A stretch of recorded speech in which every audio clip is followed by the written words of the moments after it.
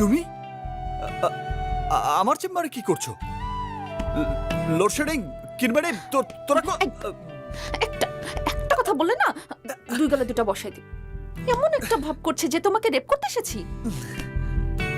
করতেও পারো, জাতি জানে আমার মতো ছেলেরা তোমার মতো মেয়ের কাছে কত অসহায়।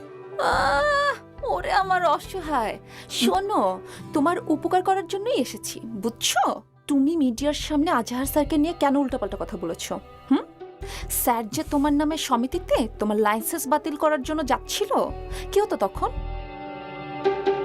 আমি তো আজকে বুঝে শুনে ম্যানেজ করেছি, বাট আজই লাস্ট, আমি আর পারবো না, ঠিক আছে?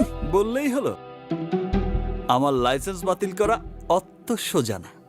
ও ঠিক আছে, তাহলে আমি স্যারকে যেটা বলে দিচ্ছি। হ্যাঁ, আরে বাবা, আমি তো দুষ্টুমি করেছি।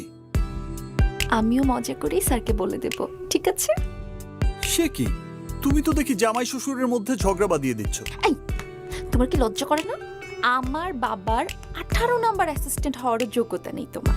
উনি আসছে স্বপ্ন দেখাতে। হ্যাঁ, স্বপ্ন যদি নিজে থেকেই দেখা দেয় তবে দেখতে দোষের কি? যে আমি বাবাকে তোমার লাইসেন্স বাতিল করার অ্যাপ্লিকেশনটা লিখে দিই।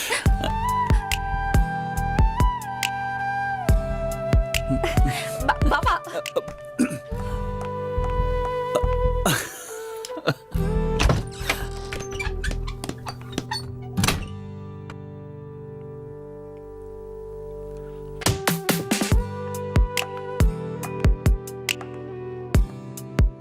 একটা ঘটনার জন্য